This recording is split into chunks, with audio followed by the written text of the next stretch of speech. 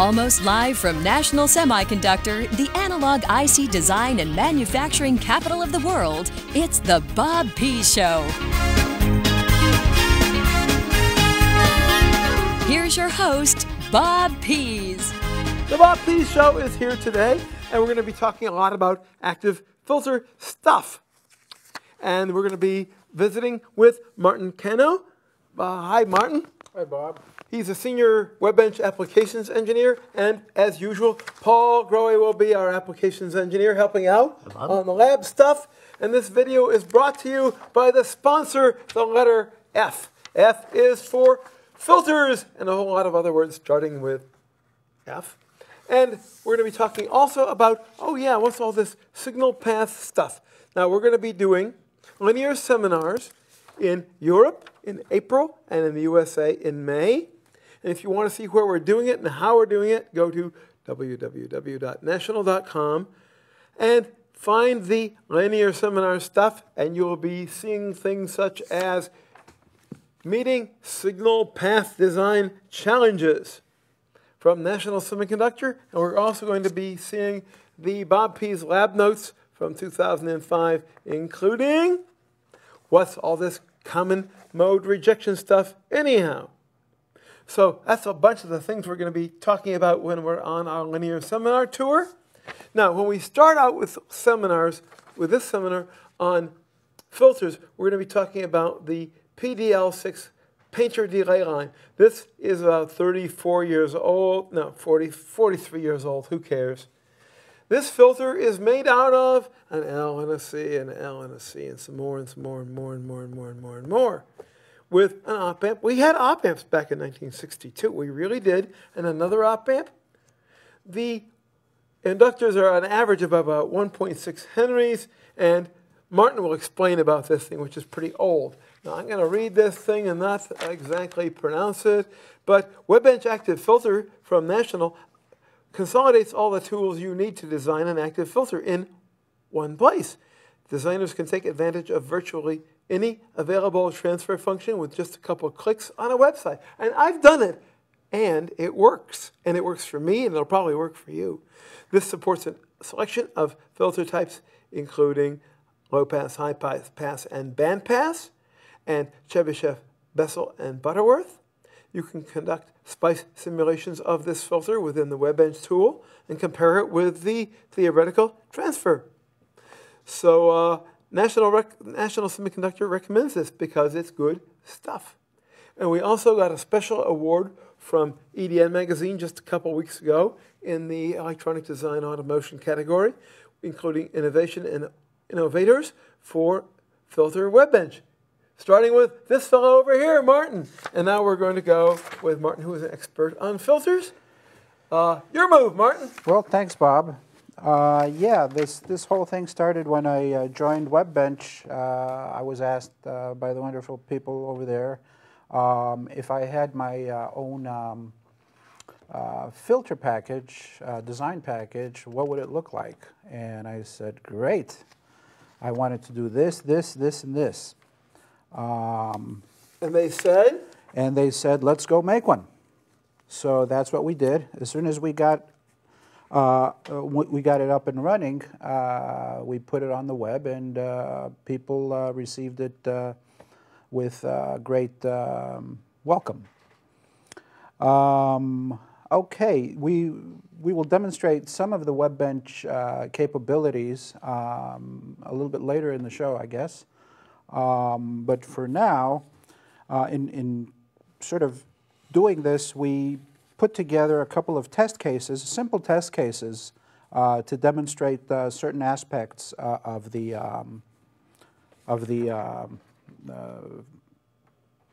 filter design process, really.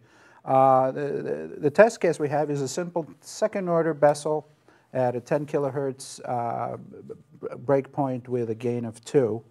And we came up with 2 test circuits to demonstrate specific issues. One is called the Fat Boy. That's what I called it. Yeah, which basically is, again, a Bessel filter, but the capacitor and resistor values are relatively on the lower side. And we have, by comparison, the Thin Man, which is, again, the same filter, but as you can see, the capacitors and resistors have been scaled up. Another filter that we have, which is another topology, is the multiple feedback inverter.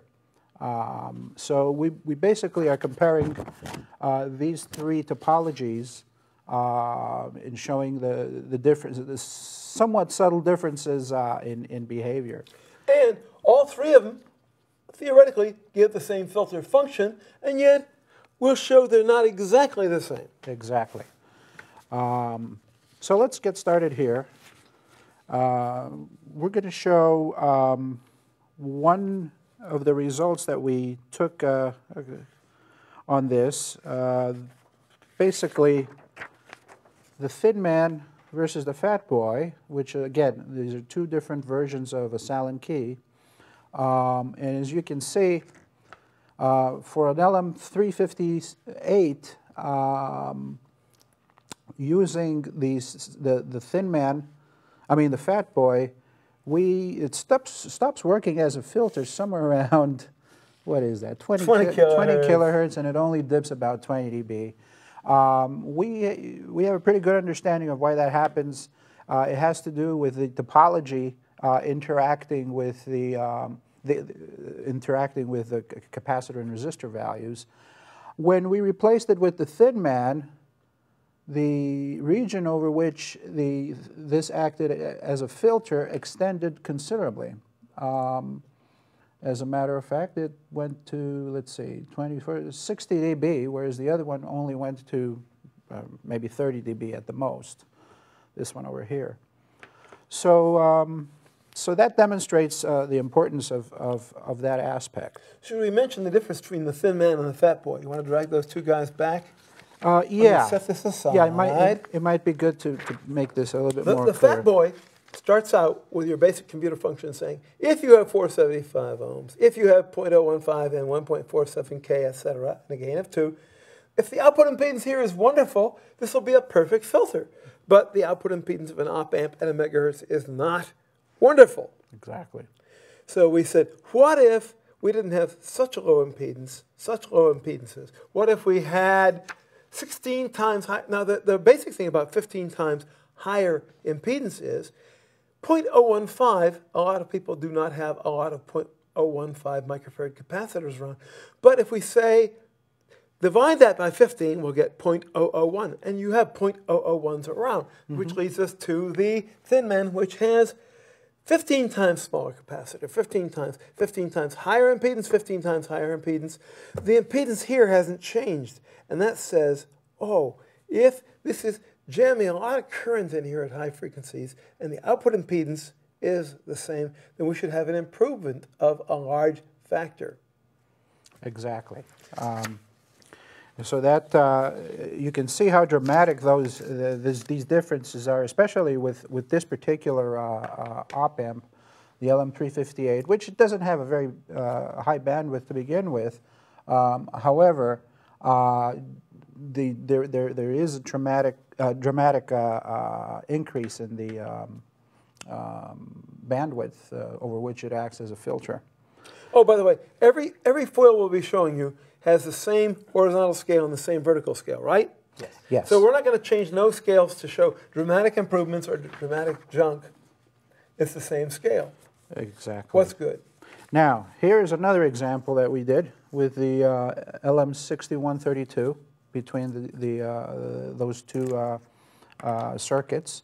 And again, you see an improvement of about, well, I'd say half a decade approximately. And in terms of attenuation, an extra 10 dB, which is, it is significant.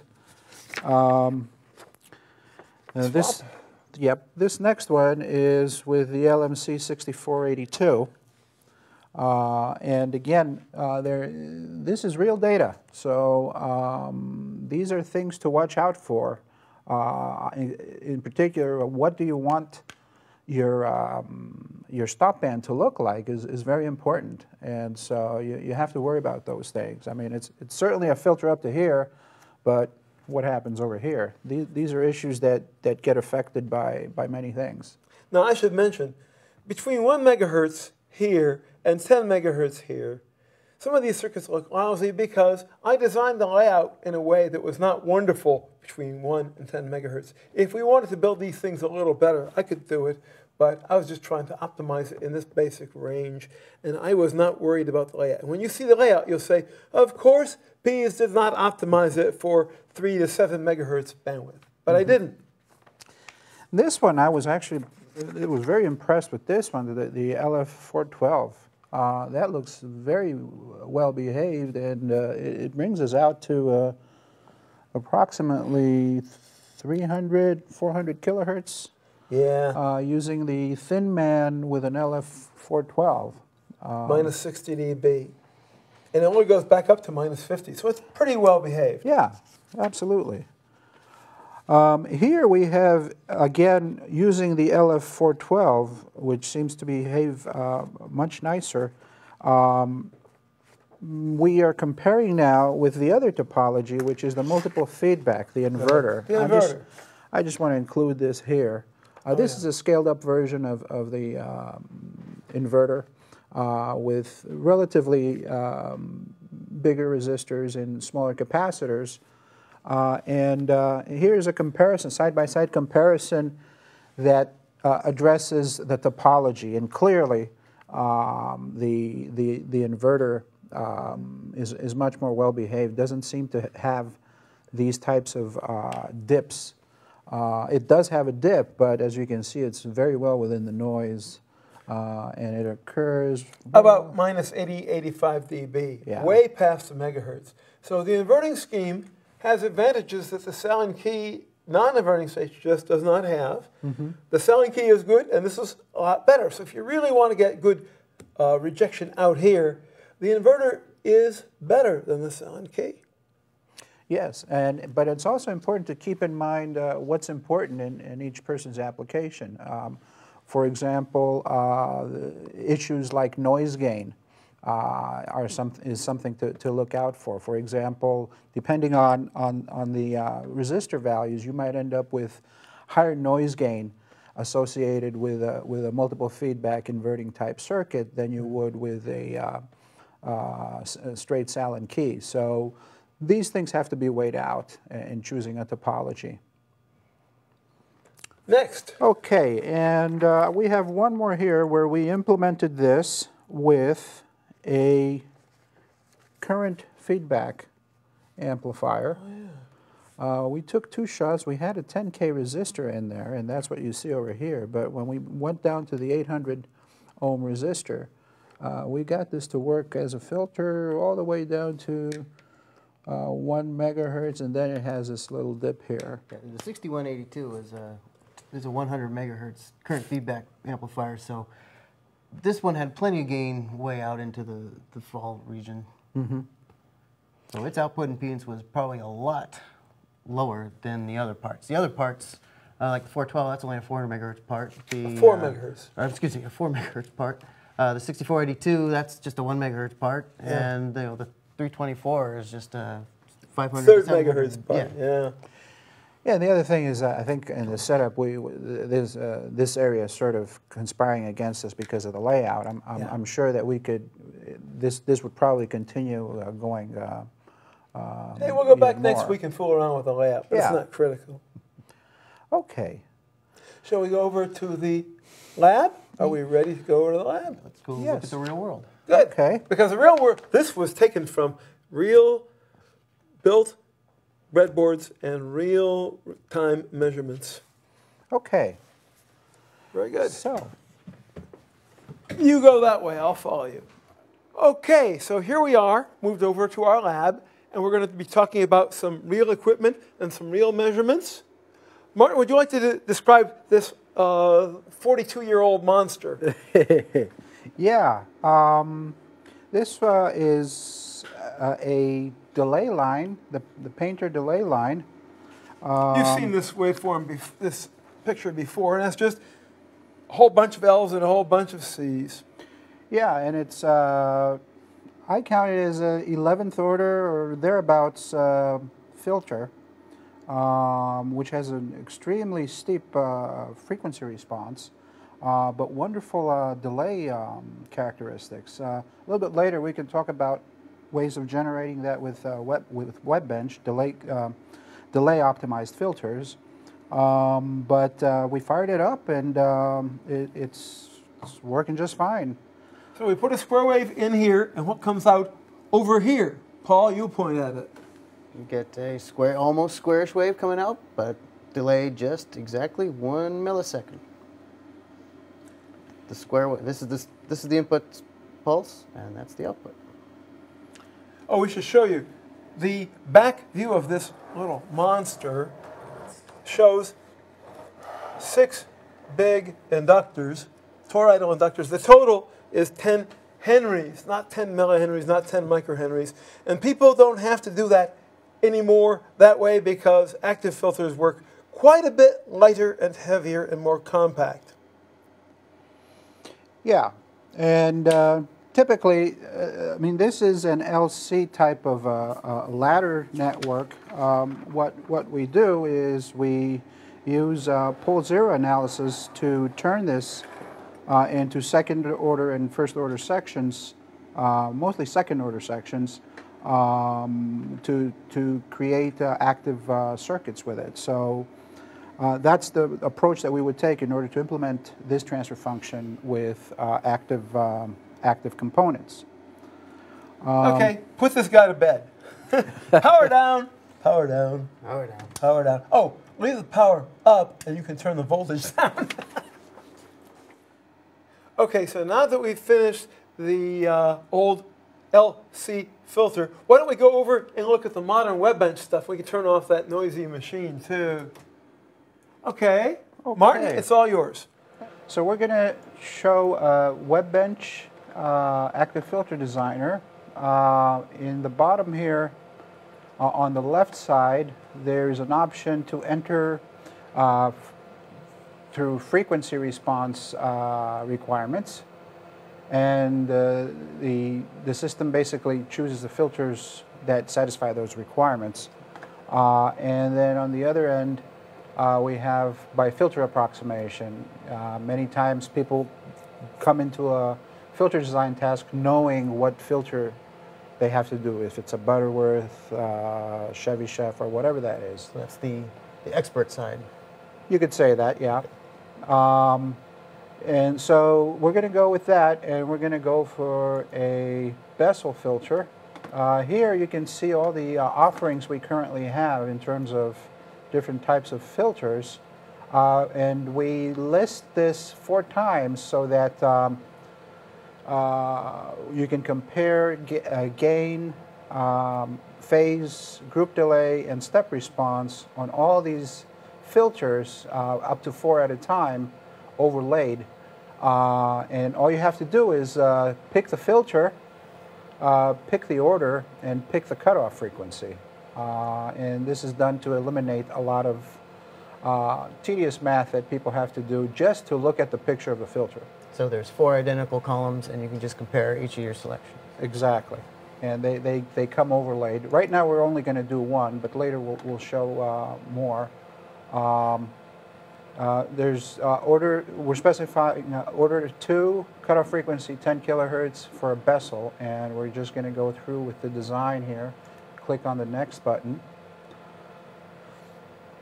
And since we only specified 1, we can see the Bessel characteristic. These are idealized transfer functions. When you turn it into a circuit, there's going to be variations, and it's those that we want to look at when we simulate. So these are theoretical curves, these are not the simulated curves. Exactly. Okay. The whole idea is that you work in this ideal domain, and then when you're happy with the transfer function, boom, you go and make a circuit out of it. Here's the group delay, which, as you can see, is pretty flat, close to the 10 kilohertz point. And the step response, which has a familiar, very, very little overshoot. That's a characteristic of the fact that the group delay is flat. And so we pick that response, that's the only response we have right now, and we click on Next, which asks a bunch of questions about the implementation, what the overall system gain is. We're going to shoot for a gain of 2 here. It's the passband gain. Yes. And basically, we're going to do plus or minus 5 volts, and we're going to continue on. These are some other questions that help select the types of components so that you sort of skew the design to a particular application. So I say, is this a low noise application? So this is going to be, you're going to use lower value resistors to get lower current noise. And is this a low power system? So you're going to use higher value resistors. Exactly. For less current drive. Okay. And that's just to get people started on that. You always have to,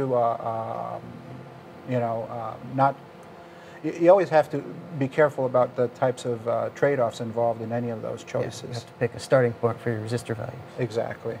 So here we go. We're going to continue on with this to get to the point where we have a circuit. The next window that's going to come up is going to give us the offerings, op-amp offerings that we have to implement this filter. Here we go. Oh, that's not so bad delay. That's not such a bad delay. Yeah. Okay. I see one of my favorites there. Namely? Let's pick the 6482. Okay. That sounds good. So now we're clicking on Create a Design. So this is going to go off and figure out the component values. It's a 6482A mod, so it's actually using the model, the SPICE model that we provide to simulate these Yes. filters. So here we go. We have a Sallen key with a gain of 2. In this page, you can see that you can have the option to select the topology from Sallen key to multiple feedback. And here are the component values given the selection that we have for Sallen key. Here are the component values. And over in this window, we click to start the simulation, get into the simulation, an online simulation environment, which is what we're doing now. And we're going to be simulating for closed loop frequency response. How many seconds? 20? Not bad. Yeah, if you think about all the time that it it's gotta- saves you. Yeah, it's got to do some real analysis. So here we go, closed loop frequency response. And here we go. It was less than 20 seconds. Start new simulation. We should probably time those things to 3 1000, 4 1000.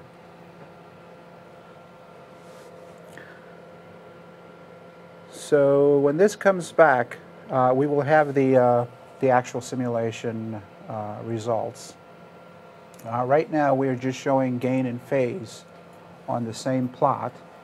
But soon to come, we will be adding the group delay and the step response, pretty much the way it looked like in the first part of the program. Pretty good curve. So here's the There's 6 dB again. It's a little bit 6 above the 5. right, and it's a 10 About kilohertz, 10 kilohertz. 3 dB, and we have this old familiar feed through. feed-through that we were talking about that's common to Sallen keys. And at this point, we could sort of compare. Now that we have the simulated run, let's check it against actual silicon. Yes. Which has a real LMC 6482 in there. By coincidence, I just happen to have Yeah. all built up. The Excellent. rat's nest design here. All right. Go to here. And we got a dip of minus 30. Where's the dip occur? Minus 30? Minus 30 at about 116 kilohertz. And we got it at, what would you say? 30, 140? 140 kilohertz with minus 33 dB, let's say. That's a pretty good match. Pretty good close. agreement. Yeah. Of course, this is not the greatest layout. There's a lot of capacitive coupling. Well, we should mention, this is okay. up to a megahertz, but 1 to 10 megahertz. This was not designed. I designed this thing, and I laid it out for up to a megahertz, and past a megahertz, forget it. It is not a very accurate model. It's a good low capacitance design, Yes. but bad inductance, bad coupling. Not good inductance, not good high frequency response.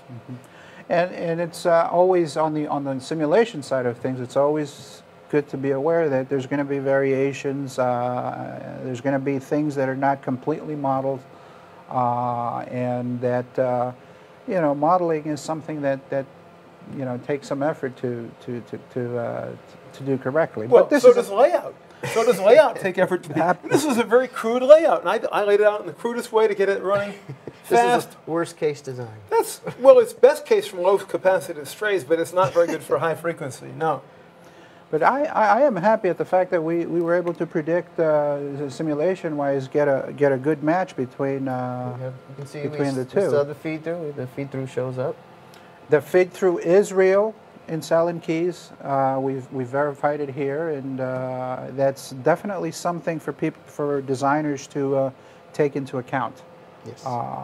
There's a lot of good things, and there's some not so good things about Basically, the what topology. we're saying is it's the signal forcing its way back through the feedback resistor and Exactly. capacitor into the output, because the output impedance is going low.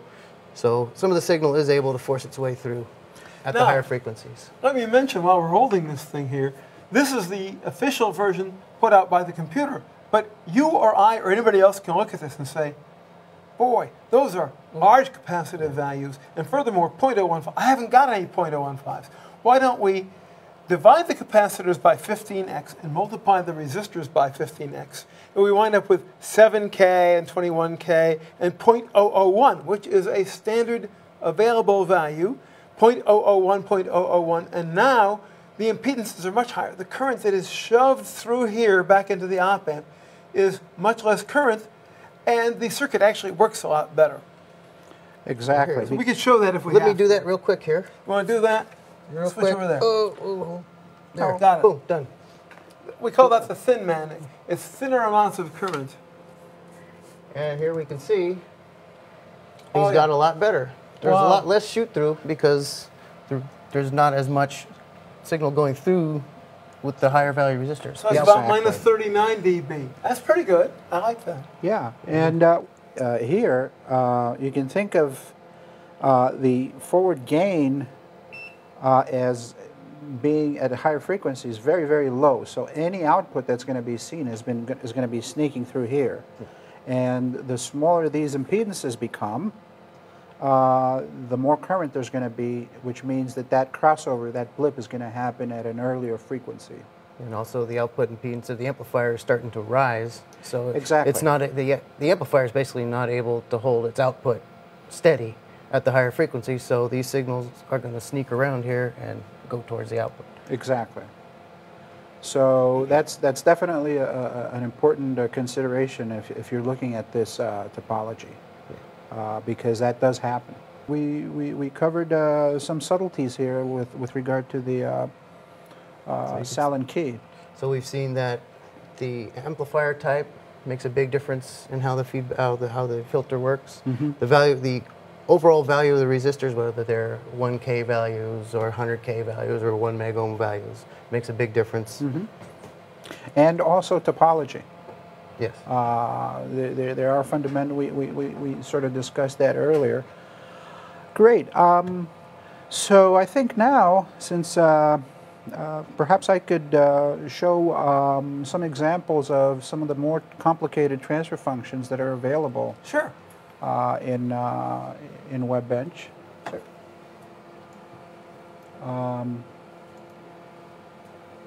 At this point, we have to sort of go back to the beginning.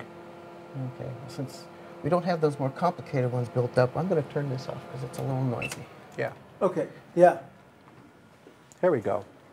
So as we said earlier, the filter approximation, we had talked about looking at some of the capabilities of this. Let's suppose that we wanted to make a choice between a Butterworth, a Chevy Chef 1 dB Ripple, a Bessel, and, oh, I don't know, equal ripple 0.5, let's choose this one, 0.05 degree error linear phase. And let's compare a 7th order filter. Add 10 kilohertz. So it's fairly complicated, 7 orders. So here you can see that you can see the trade-offs involved in choosing each one of these. For example, the wider one here we know is going to be the Bessel. It is the red one. Excuse the. Whoops. Yeah, the red one is the Chebyshev, and the Bessel is the brown one. It's kind of hard to see, but I guess this is the brown one, and this is the red one. The idea being that you can actually choose, sort of compare all these transfer functions side by side. There are the phase characteristics. Here are the group delay characteristics, and as you can see, some of them are not very well behaved. Yeah, that one would hurt. Yeah, I mean, you want to limit your frequency where you're going to use that if group delay is important down to this area. But you can see the Bessel is just really, really flat in terms of the group delay. And the corresponding step responses, you can look at these and sort of determine what's going on there. Here's the Bessel, and here's the Chebyshev with all that transient content there. Okay, so there you have it. Have the capability of doing all these, of up to 4 responses at the same time. It saves a lot of work for a lot of people. Yeah, you can see 4 different responses, 4 different topologies at the same time laid on top of each other, which if you had to do that by hand is very tough. Yeah, and you have time domain information available, which is also very important. Great. Well, I'm impressed. This is pretty neat. It not only is a computer, it not only works because I've used it myself, but it tends to give the same answer as when you build it. I'm impressed. Hey, thanks a lot. Thanks, Martin. Thank you, Bob. Thanks, Paul. Great. Thanks. And if I can do it, you can do it too.